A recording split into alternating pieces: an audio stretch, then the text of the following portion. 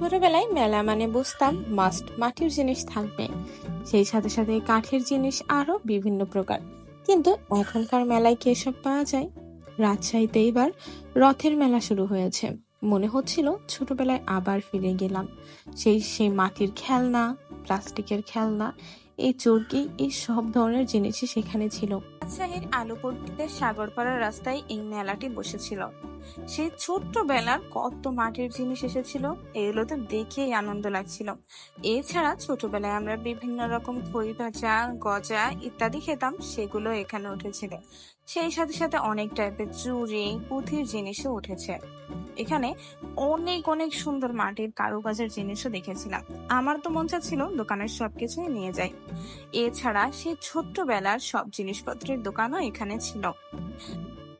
এছাড়াও এখানে অনেক রকমের ঘর সাজানোর জিনিসও ছিল। এখানে আমার জামাই শখের বশে বক্সিং করেছিল, পার হিটে 20 টাকা করে চার্জ করছিল। আমি ভাবতেছিলাম আমি যদি এখানে হিট করি হয়তো 100 উঠবে না। এই আইসক্রিম গুলোর কথা মনে আছে?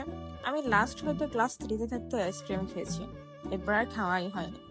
আজ আবার সে পুরানো স্মৃতিচারণ করলাম। মেলার এক পর্যায়ে এই সুন্দর সুন্দর কাঠের জিনিসগুলো দেখলাম, দেখতে কত বেশি সুন্দর লাগছিল। আর মেলা থাকবে সেখানে পান থাকবে না তা কেমন করে হয়? এখানে ছিল বিভিন্ন রকমের পান, আর সেই সাথে গরম গরম জিলাপিও।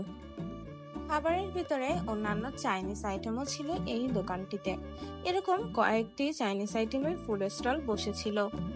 এরপর এই দোকানের সব জিনিসই ছিল মাত্র 20 টাকায়। বিভিন্ন হিজাব, হিজাব পিন, কাঁকড়া, ছোটদের ব্যান্ড, জীবনী, বিভিন্ন রকম জিনিস ছিল, সবকিছু মাত্র 20 টাকায়। আর এখানে কালারফুল মিক্সড আইসক্রিম সেল করা হচ্ছিল মাত্র 40 টাকায়। এরপরে দেখেছিলাম বিভিন্ন রকমের সুন্দর সুন্দর ফ্লাওয়ার্স এবং ঘর সাজানোর জন্য অনেক রকম জিনিস। আর মেলায় ঝিলমিলে বেলুন থাকে না, তা কি করে হয়? এছাড়া মেলায় আরো অনেক রকম জিনিস ছিল। অবশেষে মেলা ঘুরে এরপরে একটু আড়ঙে গিয়েছিলাম, সেখান থেকে একদম সোজা বাসায়। বৃষ্টির ভিতরে কাদা অবস্থায় মেলায় ঘুরতে কিন্তু বেশ মজা হয়েছে। এতক্ষণ আমার ব্লগ দেখার জন্য অনেক অনেক ধন্যবাদ।